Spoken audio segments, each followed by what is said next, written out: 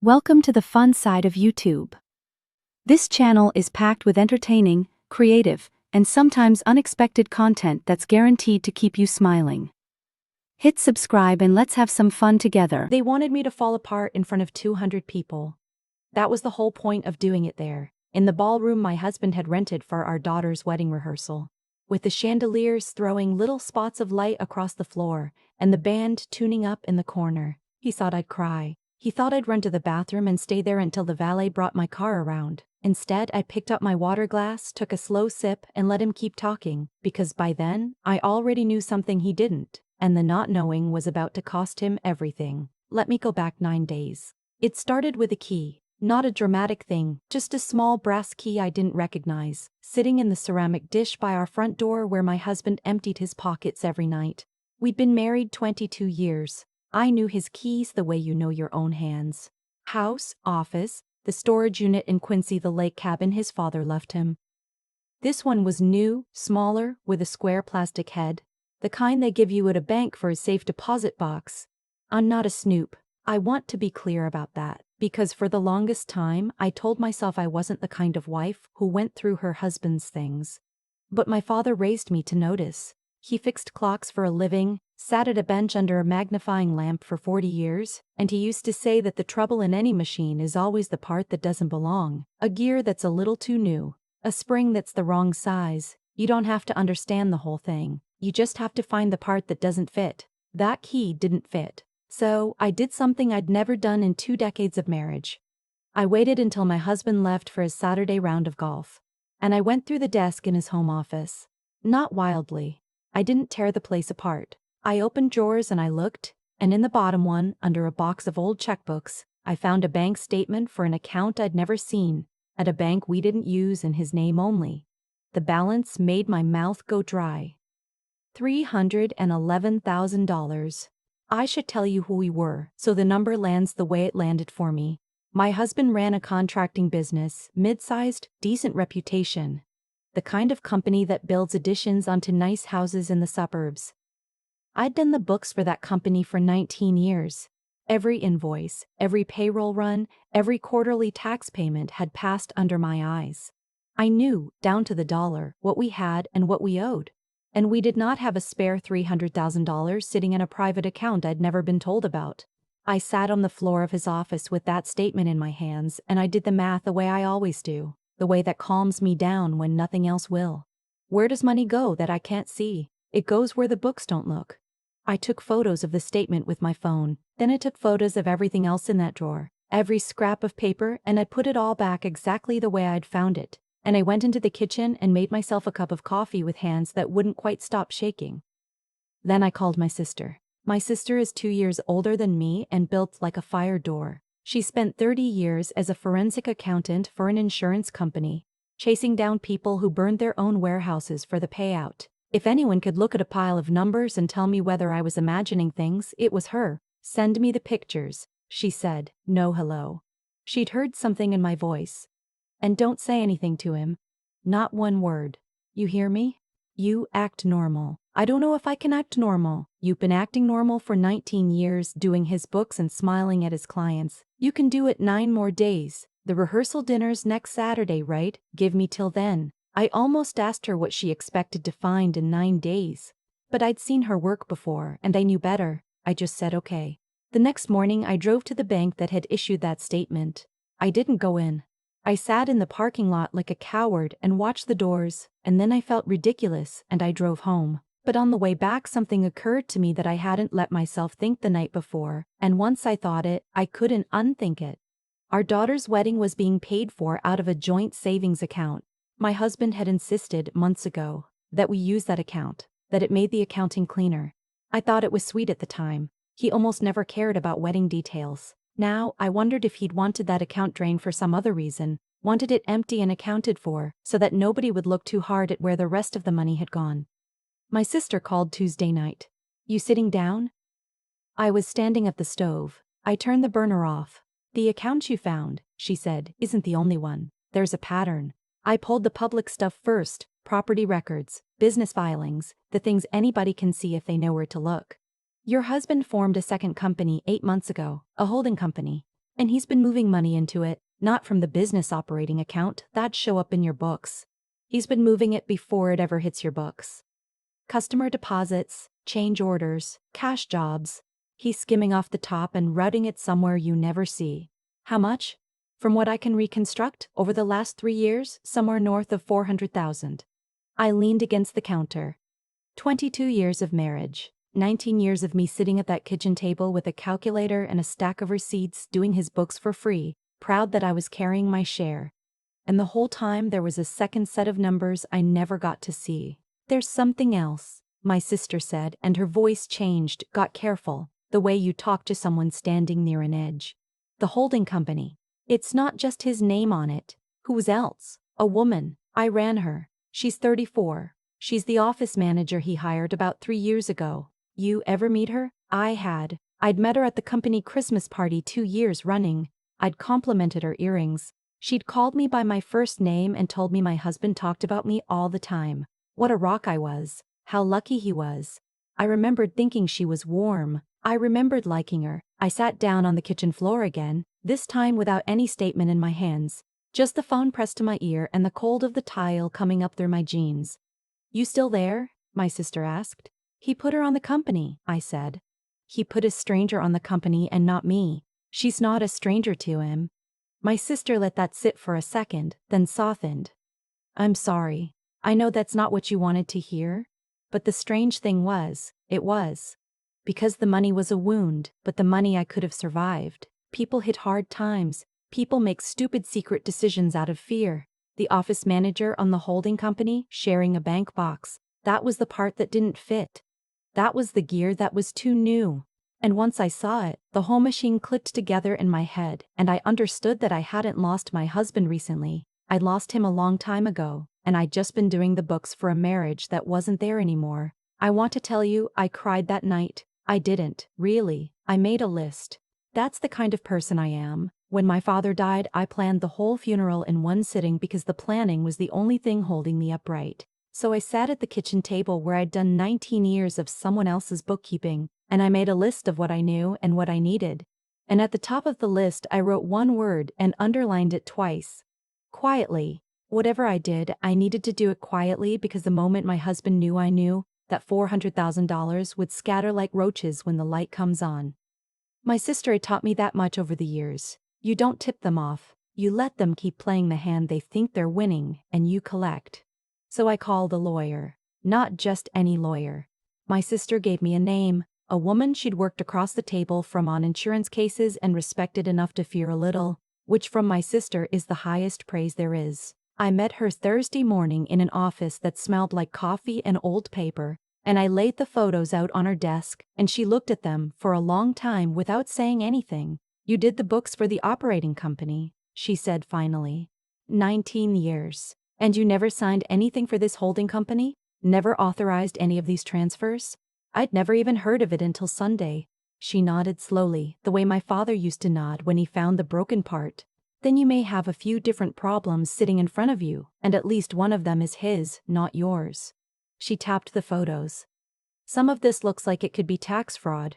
If he's been hiding income, that's the IRS's business, not just a divorce judge's. And if he forged or assumed your authority on any business filings, that's a different problem again. I just want what's fair, I said. I'm not trying to put anyone in prison.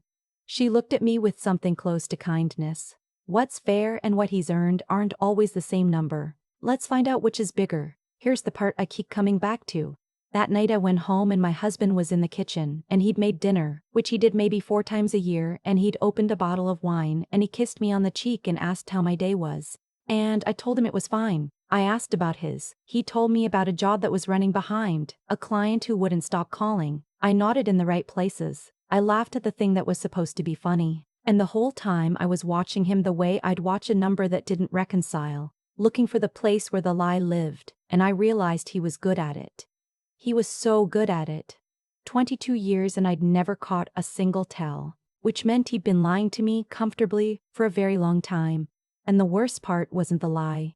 The worst part was how easy it was for him. The rehearsal dinner was 8 days after I found the key. My daughter had wanted something grand.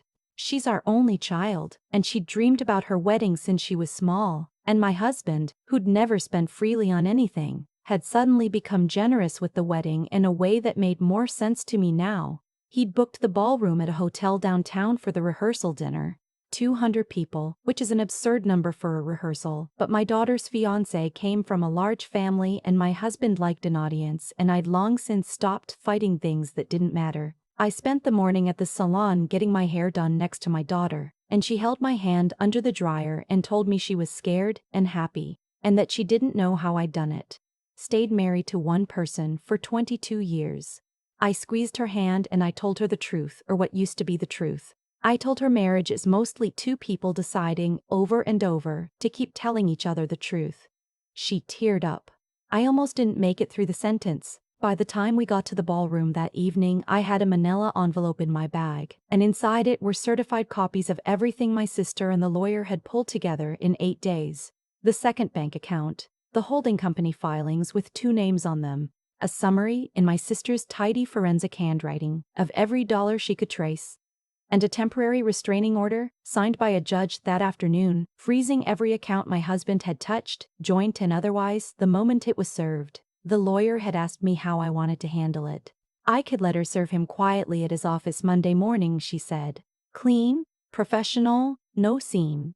Or, I'd asked what the or was. She'd told me that under the circumstances with the holding company and the hidden income, she expected him to move fast and ugly once he knew. The cleaner I tried to be, she said, the more time I gave him to make things disappear. The restraining order was strongest the instant it was served and witnessed. Witnesses mattered. I'd thought about that. I'd thought about it for 2 days, and then I told her to be at the rehearsal dinner. So she was there, in a navy suit, sitting at a small table near the back with a cup of coffee she never drank, looking like one more aunt nobody could quite place. My sister sat beside her. They didn't look at me. I didn't look at them. The dinner went the way those things go. Toasts. A slideshow. My daughter laughing with her head thrown back. Her fiancé's father told a long story that wasn't funny, but everyone laughed anyway. The food came and went. I ate almost none of it. My husband across the table was in his element, shaking hands, refilling glasses, accepting compliments on the ballroom like he'd built it himself. And then, between the entree and the dessert, he stood up and tapped his glass with a fork. And the room went quiet and I felt the bottom of my stomach drop. Because I knew, the way you know weather, that he was about to do something I wasn't going to be able to take back. He talked about our daughter first, and that part was lovely, and I let myself have it, because she deserved it and it was true. Then he talked about marriage, about 22 years, about partnership. He said the word partnership and looked at me, and I made my face do the thing it was supposed to do. And speaking of partnership, he said, and I felt it coming. This seems like the right moment, with everyone we love in one room, to share some news of my own.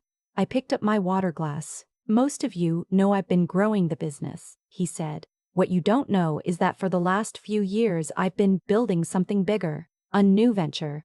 And I haven't been building it alone. He gestured toward a table near the front and a woman stood up. The office manager. She was wearing a dress the color of champagne and a smile she'd clearly practiced, and she gave the room a small wave. And around me people clapped politely, not understanding, while my daughter looked from her father to the woman with a confusion that was just beginning to curdle into something else. I want to introduce my partner, my husband said. In every sense of the word. I will give him this. He was bold. He decided to do it here in front of everyone because he thought a public stage protected him. He thought I'd never make a scene at our daughter's rehearsal. He thought the worst I could do was sit there and absorb it, and that by Monday I'd be too humiliated and too dependent to do anything but accept whatever terms he offered. He'd done the math too. He'd just done it wrong because he'd never let me see all the numbers. And I had. He told you we're divorced, I said. I didn't shout it. I said it the way I'd say a total at the bottom of a ledger. But the room was so quiet that it carried, and my husband stopped, mid-sentence, and turned to look at me. What? You haven't said it yet. I stood up. But that's where you were going. You were going to tell 200 people that we'd already agreed to part ways. That this was all very civilized, that I was fine with it. I set my napkin on the table. I want to save you the trouble. We haven't agreed to anything. I found out 9 days ago, and I've spent those 9 days finding out what else there was to find. His face did something I'd never seen it do in 22 years. It went uncertain. This isn't the place. he said low, the smile gone. You chose the place. I reached into my bag and took out the envelope. You chose 200 witnesses, so let's use them. My lawyer was already standing, already crossing the floor, and my sister with her. My husband watched them come, and I watched him understand, in real time, that the woman near the back in the navy suit had not been there for the salmon. The lawyer reached him and said his name, his full legal name, in a clear voice that the band could have heard. She told him she was serving him on my behalf. She handed him the papers, and I'll never forget the way he took them. Automatically, the way you take anything someone hands you before your brain catches up. A temporary order, she said. Freezing the joint accounts, the operating account, and the accounts of the holding company he'd formed. Effective immediately. Witnessed. The office manager was still standing by the front table, her practiced smile collapsing slowly like a tent with the pole pulled out. And my lawyer turned to her and used her name, and the woman flinched at hearing it said out loud in that room. You're named on these filings as well. You'll want your own attorney. I didn't gloat. I want you to know that. I'd imagined I might in the 8 days of waiting. Imagine some hot rush of triumph. But standing there, I didn't feel triumphant. I felt tired and clear and very far away from all of it, the way you feel after you finally said the true thing you've been swallowing for years. My daughter was crying. That was the only part I hadn't been able to plan around, and it's the only part I'd take back if I could. I went to her. I didn't go to my husband. I went to my daughter, and I put my arms around her, and I told her into her hair that this was not about her, that her wedding was still hers, that the only thing that had ended tonight was a lie I should never have let live this long. Did you know? She whispered. At the salon, when I asked about marriage, did you already know? Yes, I said, because I'd promised myself, somewhere in those 9 days, that whatever else happened, I was done with the version of myself that managed the truth for other people's comfort. I knew. And I should have told you before tonight, and I'm sorry I let it happen here. But I will never lie to you. Not once. That's the one thing I can still give you. She held on to me for a long time. We left together, the two of us and my sister, out a side door, into the cold. Behind us I could hear the room finding its voice again, the murmurs swelling, the questions starting. I heard my husband say my name, twice. And I didn't turn around. The 6 months that followed were the hardest of my life, and I'm not going to pretend otherwise, because I think the part where everyone claps and walks out is a lie too. The morning after, the real work started. The frozen accounts held. That mattered more than I can say, because my lawyer had been right. He tried to move money the very next day, and the bank, holding the order, wouldn't let him. And that single failed transfer became one more thing the court got to look at. The holding company unraveled fast once people started pulling threads. It turned out he'd been skimming for closer to $500,000 than $400,000, and a good portion of it had never seen a tax return, which made it the kind of problem that doesn't go away when a marriage ends. I cooperated with everything. I handed over 19 years of clean, honest books, and the contrast between my records and his hidden ones told its own story without my having to say much at all. He got the kind of consequence that doesn't make for a satisfying headline. No handcuffs at the rehearsal dinner, nothing cinematic. He paid back taxes and penalties that swallowed most of the money he'd hidden. He lost the holding company. The business limped, then closed. His name in a small suburban world where a contractor lives and dies on his reputation stopped being worth anything. People ask me, the few people I've told, whether I wanted him to go to prison. The honest answer is no. I wanted what was mine, and I wanted the truth in daylight, and I wanted to never again be the woman who balanced a ledger she wasn't allowed to read all of. Prison would have been his story. I was done living inside his story. The office manager left town. I heard later, the way you hear these things, that she believed a version of events in which I was a cold, checked-out wife who'd long since stopped caring. He'd sold her that, the same way he sold clients on auditions they didn't need. I don't hate her the way I thought I would. We were both doing the books for a man who kept a second set. The divorce was final in the spring. I kept the house, which I didn't want, and then sold it, which I did. I kept my father's clock, the one from his workbench, the one he taught me on. It sits on my mantle now and it keeps perfect time, and every so often, I take the back off and clean it, and I think about the part that doesn't fit, and how it's always there if you're willing to look. My daughter got married in May, smaller than the original plan. 40 people in a garden, no ballroom, no slideshow. Her father wasn't there. She'd made that choice on her own, and I didn't argue it and I didn't push it. I just told her that whatever she decided, I'd stand wherever she needed me to stand. I walked her down the aisle. My sister cried harder than I did, which she'll deny if you ask her. At the reception, my daughter found me near the cake and put her arm through mine. "I keep thinking about what you said at the salon," she said. "About marriage being two people deciding to tell each other the truth. I shouldn't have said that. Not when I knew." "No?" She shook her head. "I think you should have. I think you were telling me what you wished it had been. And honestly, Mom, watching you these last months, I learned more about marriage from how you ended one than from anything I'd have learned watching you stay in it." I didn't have anything to say to that. I just held on to my girl in a garden full of people who actually loved us. And I thought about the woman who'd sat at that rehearsal dinner with an envelope in her bag and water in her glass, refusing to fall apart on cue. I'd spent 19 years keeping someone else's books. It took me 9 days to start keeping my own, and the balance, when I finally got to see all of it, came out in my favor in every way that ever mattered. I used to think the strongest thing a person could do was hold a marriage together. I spent 19 years believing that, balancing my husband's books at the kitchen table, smoothing things over, telling myself that loyalty meant never looking too hard at the parts that didn't add up. What I learned in the 9 days between the brass key and the rehearsal dinner is that holding something together is not the same as keeping it honest, and that the moment I chose honesty, everything that was false simply fell away on its own. None of what happened to my husband was bad luck. He hid that money for years, brick by brick, and every brick was a choice. He put a stranger's name on a company and not mine. He decided he could perform a marriage instead of living one, and he got so good at the performance that he forgot there was a person across the table still keeping count. The collapse at that dinner wasn't revenge. It was just the bill coming due. You cannot build your life on a second set of books and expect the first set to protect you. Cause and effect doesn't care how charming you are. What carried me through wasn't anger. I wish I could tell you I won because I was clever, and the truth is the cleverness only worked because something steadier sat underneath it. My father taught me to look for the part that doesn't fit, and that habit of mind, that patient, unflinching attention, is worth more than any flash of brilliance. But attention alone wouldn't have served those papers in front of 200 people. That took the harder thing. The willingness to sit through 8 days of pretending. To smile at a man I'd stopped trusting. To wait when every nerve wanted to scream. Patience under pressure is its own kind of courage. The quiet kind nobody applauds. And underneath even that was the thing I almost lost and got back just in time. When my daughter asked me at the salon whether I'd known, I could have lied to spare her one more night. I chose not to.